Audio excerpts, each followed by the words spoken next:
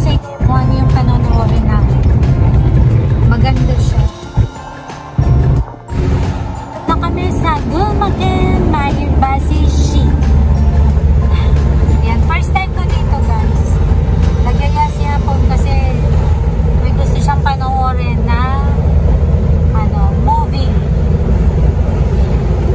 Parang ano lang din, parang Kawasaki City. Kasi nasa city lang din ang Gunma. Parang ganun yung niya, tsura niya. Ito guys, yung papanoorin namin. Ayan, Be My Best, Be My Baby. Pilipina yung babae na bida. Tapos Hapon. Dito yan sa Japan guys. Tapos ang storya niyan guys, maganda. Mamaya ikikwento ko sa inyo pagtapos namin mapanood.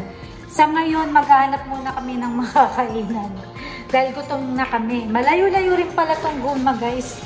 Simula sa lugar ko, mga 3 oras mahigit. 3 oras mahigit. Nag-highway na kami noon ha.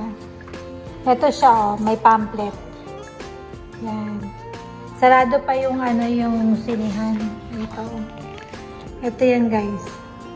Kilala niyo siguro tong babae na to guys. Sa TikTok siya minsan lumalabas. Ito, kilala niyo siguro yan sa TikTok. Guys, ito yung mga itsura ng club sa labas dito guys. Oh. Yan, Philippine ba to? Hindi no? Japanese club to guys. Ito yung mga itsura ng labas ng club dito. Marami daw palang dito guys. Philippine na na club. Umise kung tawagin. Eto. Wala ang katao-tao. Tingnan nyo. Doon kami galing.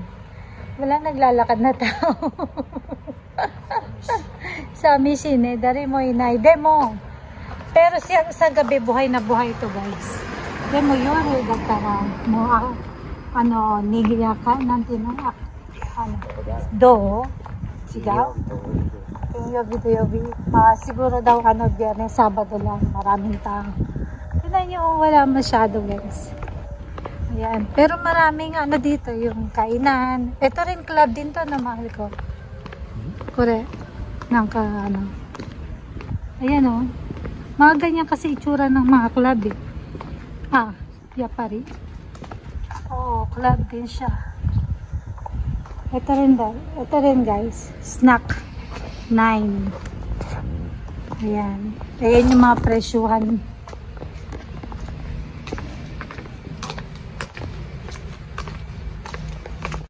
Ayan guys, nakakita kami ng Philippine Pan. Ayan o. May siya. Watawat ng Pilipinas. Ito yung pangalan niya. Clarice. Achiwa Matachigaw. Ito yung isa dito guys. Ito, pagka may talent guys. Ayan sila nakalagay may talent daw.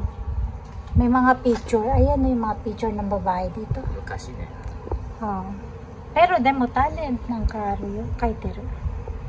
Ayan. Ito yung mga nagsasayaw guys. Yung nag-perform sa stage. Ayan sila. Tapos, yan yung presyo. Tapos, ito pa yung isa guys. Body. Dito pagka sa mga probinsya guys, may mga talent pa kasi na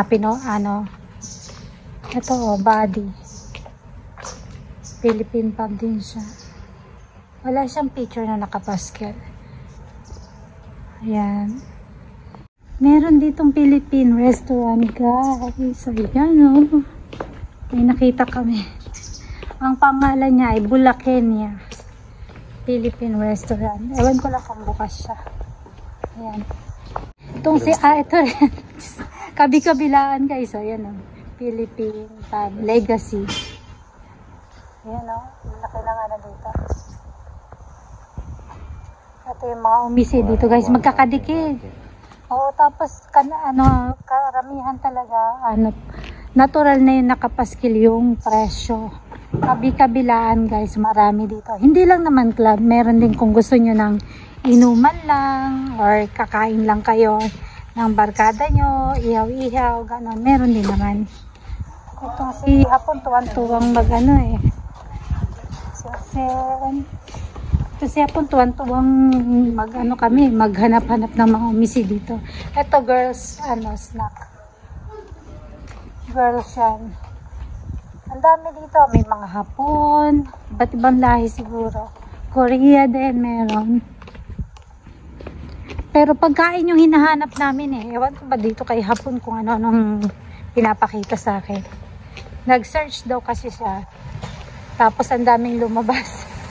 Halos kabilaan lang. Tapos sa umaga ganito yung itsura niya, wala masyadong tao. Pag sa gabi yan guys, buhay na buhay. Lalo na pag maraming umisi. Dami niyan dito lagi. Yan, nakahanap na kami ng makakainan guys sa loob ng mall. Pero walang meme, walang customer pa. Maaga pa siguro. Hindi talaga katulad sa city na talagang maraming tao. Ito naman dito. Nakakapanibago. Nagdurog tayo ng linga guys. Linga to linga. Okay. Ayan na guys, ang pagkain namin. Ito yung aking soup. Tapos, hirikatsu, shabu-shabu na baboy. Tapos, yung linga. Ito yung sa kanya, guys. Yung sarap. Tapos, itong linga, lalagyan mo nito, guys, ng sauce, tare. Yun ang tonkatsu tare. Ayan. Ayan siya. Ang cute. Ang galing yun, no? Tanggalin natin to. Konti lang, sayang kasi. Ayan. Masarap yan pag ginagawa ang ganito guys. Ang galing ng mga lagayan nila dito. Tingnan.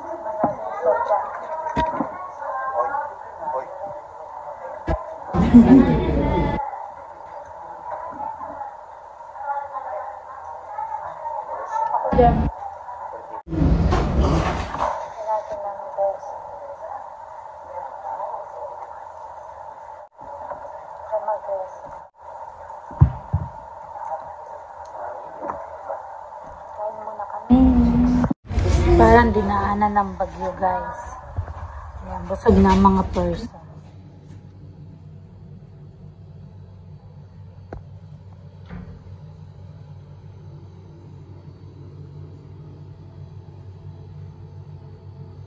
Ito yung itsura sa loob guys.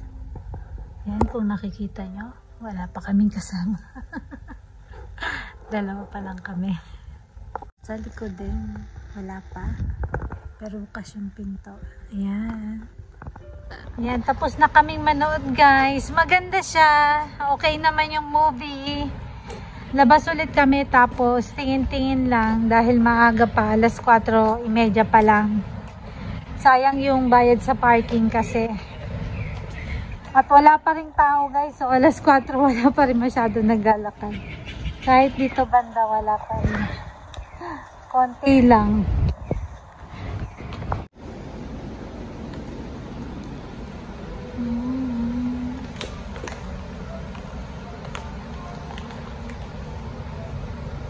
Dito muna kami guys. guys, dito kami magpapalipas ng gabi.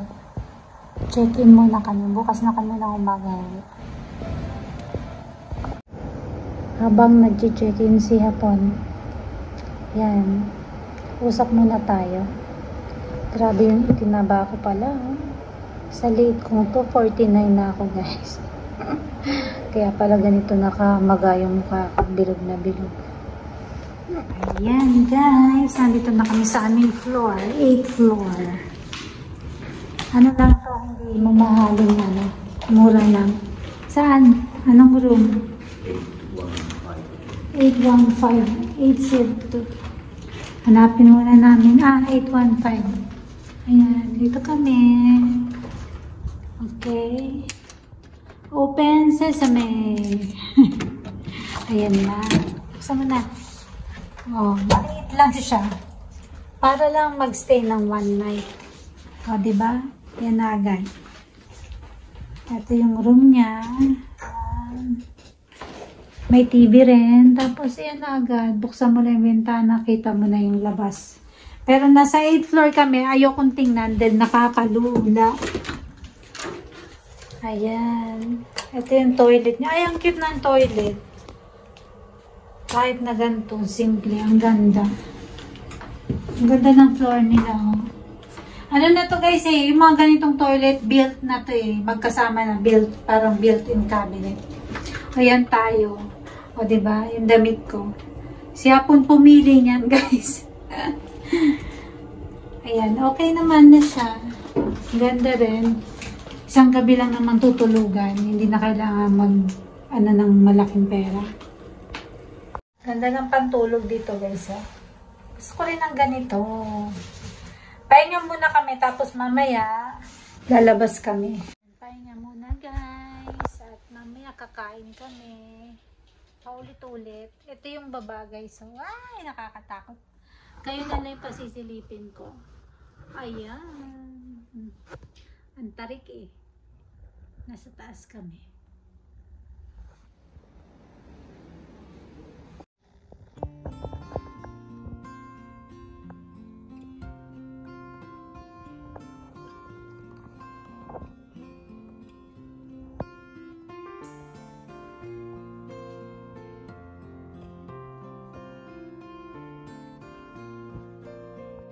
Good morning guys.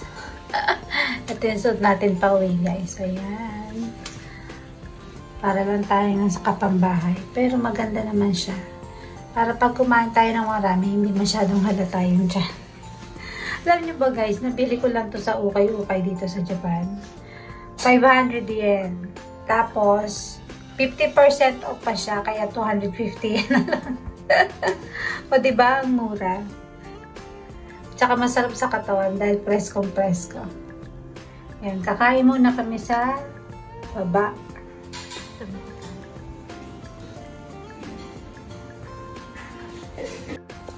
Magahan. Kain tayo. Ilang dito.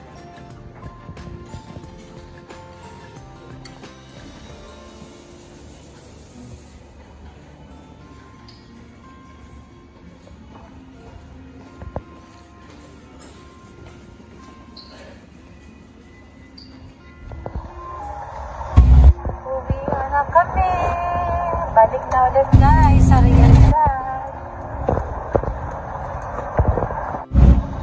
Highway na ulit tayo. Dahil may pasok pa itong si Hapon panggabi.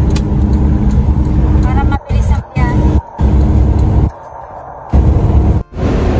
Traffic guys sa highway. May na-accident dun sa unahan banda. Kaya yan, grabe yung traffic niya. Mahaba.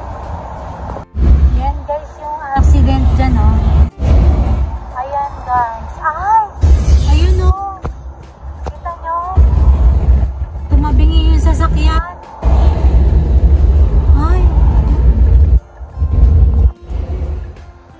Yan guys. Hindi ko alam paano nangyari. Ay! Dalawa guys sila nagbanggaan. Yung puting sasakyan nakatumbling, yung isang itim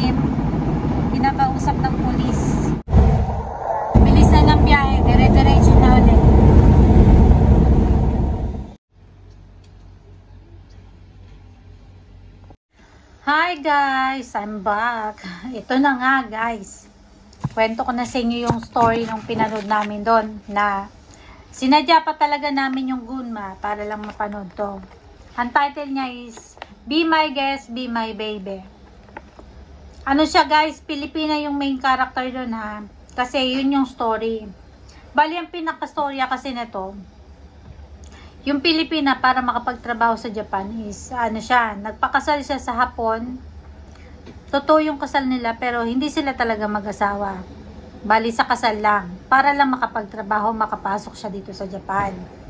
Then doon niya makikilala yung lalaking Hapon na bata pa, halos kay dara niya lang, pero mas matanda ata yung Pilipina. Doon niya makikilala sa Umise. Tapos yung lalaking Hapon na yon is nag-aaral pa ng college, hindi pa siya tapos. Doon sila magkikita sa loob ng Umise. Kasi yung lalaking Hapon, dahil nag-aaral nga siya ng college, bali sa thesis niya, ang sinesearch niya doon, parang ang ng thesis niya is yung about sa sa mga Pilipina. Ganon. Hindi ko na ikikwento sa inyo lahat kasi baka gusto nyong panoorin. Maraming mga Pilipinang makaka-relate sa atin dito. Yung mga hindi pa nakapanood, panoorin nyo guys. Maganda siya, medyo comedy ng konti. Pero maganda yung storya, maaliw kayo. Then, doon naman sa loob ng Umise, makikita nyo rin yung mga style ng ibang Pilipina. Maiksi nga lang yung nakuha ng doon, eksena. Pero maganda naman. Tapos yun lang yung pinunta namin dyan guys sa Gunma. Nagstay na lang din kami kasi nga si Haponis galing pang trabaho ng time na yon, dumiretso kami para lang panoorin yan. Kung babalik pa kami malayo, kaya nagstay na lang kami. Yun lang yung ganap dun sa Gunma guys. Wala namang magalaan dahil nakita nyo nga, may mga pinuntahan kaming Umise nung tanghali, walang mga tao. Ngayon eto guys, binalikan namin ng gabi. Akala namin paggabi is maraming tao kasi nga ang daming Umise ng mga hindi lang Philippine pub, kundi mga Japanese pub. Nung binalikan namin, walang katao-tao guys. Hindi naman sa wala, ang konti. Hindi doon sa ina-expect kung tao. Then nagugulat ako kasi nga sanay ako dito banda sa lugar na kung saan ako nagtrabaho ng Umise. Napakaraming tao talaga. Tapos, yun nga, nakita nyo, meron doon sa Gunma ng mga talent. Sa mga bandang ganong probinsya, guys, kumukuha pa sila ng talent. Kasi nga, wala na masyadong, mga babae dito na nagtatrabaho sa Umise. Ang ngayon, guys, ang mga babae dito, palibas sa mga veterana na, halos sa factory na nagtatrabaho, pabrika na, wala na masyado sa Umise. Kaya, yung may mga ari ng Umise, kumuha sila ng babae sa Pilipinas ng talent. Nagsishow. Di ba nakita niyo naman doon sa video ko guys? Yun lang yung mga ganap natin. Wala lang iba. At dito ka na nga pala guys, natapusin tong vlog natin sa araw na to. Sana nag-enjoy kayo. Thank you for watching guys. Sana supportahan niyo Boy sa Japan Vlog. God bless ating lahat. Bye!